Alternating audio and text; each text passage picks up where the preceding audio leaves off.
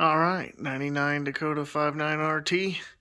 Got it on the lift for the first time. Had it for about a week or two. And we're going to take first looks underneath it. We already know the front suspension's pretty wore out, but that was accounted for in the cost of the vehicle. It's, again, 99. It's been resprayed at one time. They said about 10, 12 years ago. It's okay. A little bit of dentless paint repair right up there. That cracked the paint, so unfortunately that sucks. But as you'll see, it's a rust-free truck. Other than, all the wear parts in the front suspension are just simply wore out from 160,000 miles of dirt roads on a chicken farm. It's in really good shape. It's sat in somebody's garage or under their carport for a long time. So we're going to hop underneath here and take a look back to front for the first time. See what we got. So, aftermarket duals. I don't believe it's actually true duals, but we're going to take a look. It's, again, this thing was drug out of a chicken farm. You can see the bumps and bruises here. That's all superficial. There is one good dent on the front bumper, but everything else is, for the most part, superficial. Yeah, a little bit of rubbing compound. You get it cleaned out. All right. So grab our handy-dandy $1 Temu magnetic light here. Works great. Take a look, see what we got. Again, for the most part, rust-free truck. So that's what we were going after. We wanted running, driving, all accessories, functional, wear items on suspension and stuff. Really didn't care about. We can fix all that stuff real easy. And this one does. AC, power windows, locks, brakes, everything. It all works. It is rear drum. We do have a disc conversion kit, but we'll worry about that later. So, looking, there's some wiring going on here. There's a backup camera added in. There's a little touchscreen. I think it's like a 6-inch touchscreen navigation up front.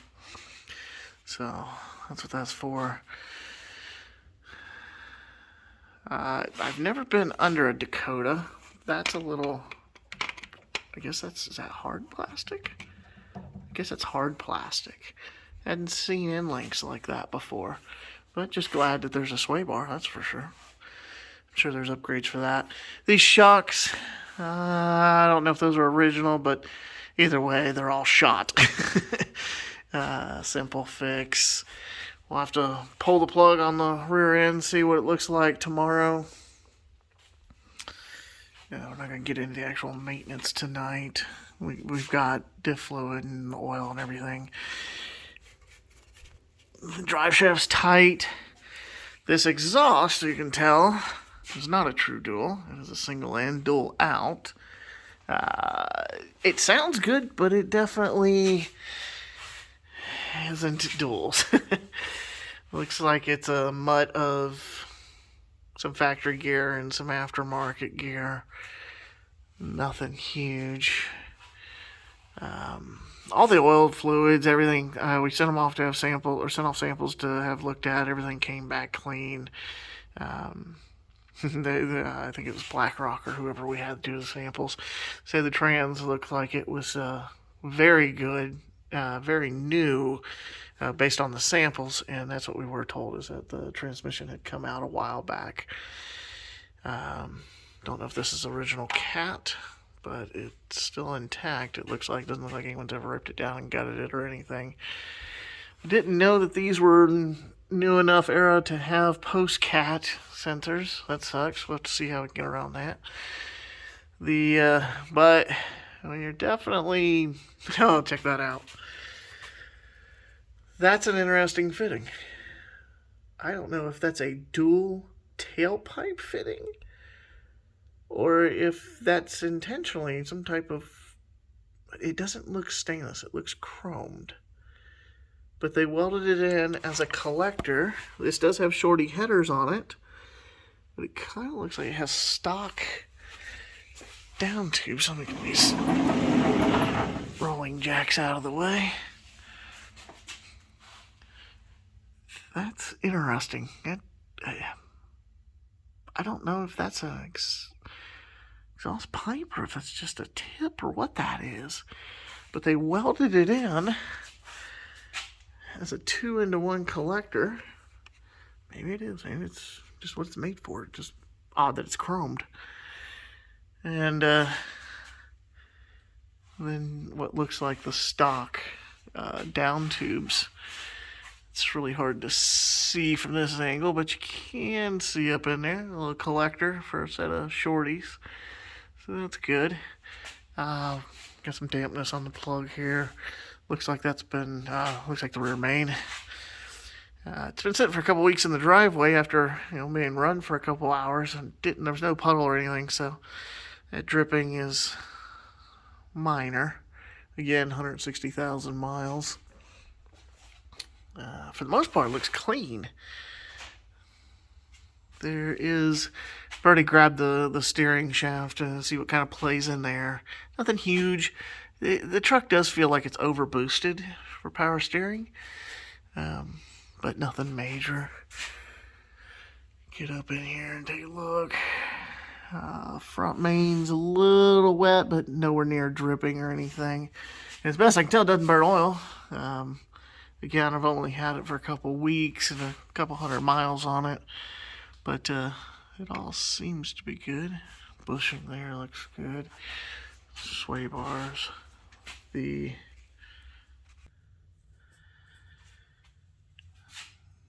So the tie rod ends seem to be pretty decent. Looks like somebody probably replaced them at some point. I did notice the let's see if I can get this light on here.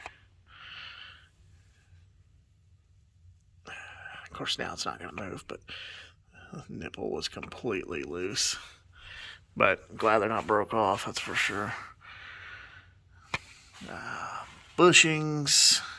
These are shot. You can kind of see where the bolt is in comparison to center line. This is what I was talking about. The truck makes lots of noises, turning and stopping, starting. Again, it's kind of hard to see up inside there, but that bushing's shot. You can definitely tell by where the bolt is compared to center line. Yeah, she's wore out. This one, yeah, same thing. So I don't know if it's worth it to rebuild them. It looks like those lower ball joints have been done. Somebody's been in here, clearly. You can tell the hardware difference on that side versus this side. I'd say this is factory, and the driver's side has some nylon nuts on it. Can't really tell. Yeah. But, I mean, you can see that boot there. Does not look like 160,000 miles, as where that boot right there is pretty squished. And actually, yeah, the top one, really can't see it. Let me try to zoom in there. It's hard to see it on here. There we go. That top one's trashed. So, yeah, a guy running back and forth is 6 to 8 miles to work. This was good enough for him. And it was kind of his fair weather day vehicle. So I'd say somebody's done tie rod ends, ball joints on the driver's side, but probably not the passenger side, or at least not in a long time. The bump stops are missing. Hardware's there, but they're not. But that hardware really does, I mean, on both sides, looks way too clean. But if they did those, why does that ball joint look so old? And this one doesn't look hateful. The brake bleeder valves still look good. Something I love about cars not from my home state. That bushing up there is shot too. The end link there for the sway bar. From Ohio, and a vehicle like this that sat in the same time outside and drove the same amount of miles would be completely junk at this point, and this thing really is in great shape. A few leaks as expected. Again, transmission, I was told it had been out at one time, so somebody did something on it.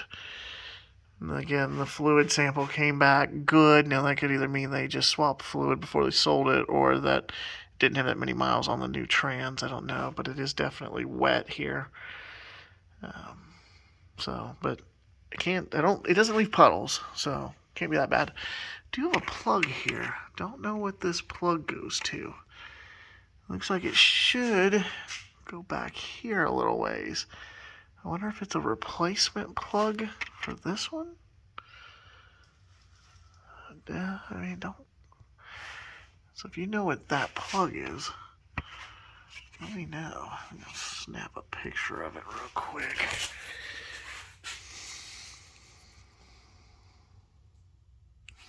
Snap some pictures of that plug. There we go. Well, that bushing mount has seen much better days. Oh, whoops. Got the roller jacks in the way here. Let's slide those forward. I don't know what that connector goes to, but other than that, again, very clean for the age, the years, or the miles, sorry. There's just not a whole lot of, there's no rot, there's no rust.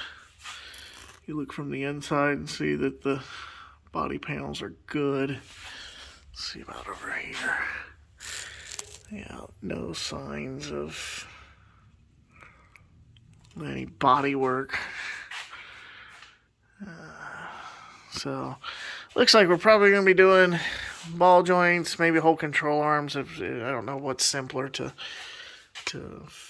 do. Just maybe lower and upper control arms, because I'm sure the shocks are shot and the bushings on those are shot, and everything they need to do to get the creaks out of there and to get it to turn and hold in alignment correctly. They're actually not wearing wrong at all on the tires. The tires are good. So the alignment's holding, even though it's, as you see, it really needs some love. But, so that's it in a nutshell. That's not super detailed and not a pro cameraman, but we'll get in here tomorrow, drop all the fluids, probably run out to the parts store and grab a set of shocks, just because those are easy and quick to come by. And just get those going, because we're going to rip the front end apart anyways. You can see that upper. Yeah, see that upper is the right hardware. I wonder why they changed the hardware for the lower. I don't know. But just order a whole bunch of mounts, body mounts and transmission mount and engines and everything. We can take a look up front. Again, it's a AC all works. This is the dent. There's a pretty good whack there, and I mean it bent that top metal section of that bumper pretty good. It actually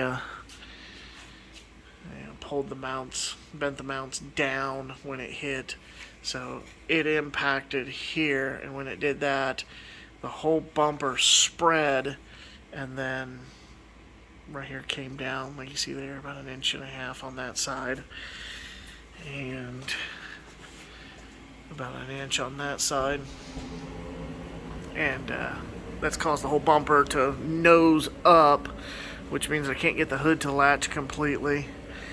That's on the safety, but it's not on the latch. So again, stuff like this is superficial. That'll all come off. Not worried about that. But am worried about proper blending. Right now it doesn't look good with this light between the grill and the bumper, but that's really because of how dirty the thing is.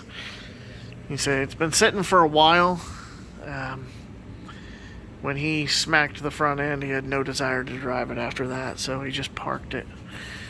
And unfortunately, that was shortly after it was painted. But, so, Tell the wheels need a little bit of love, a little bit of reconditioning, but we probably won't do it. It's not that kind of a show truck or anything.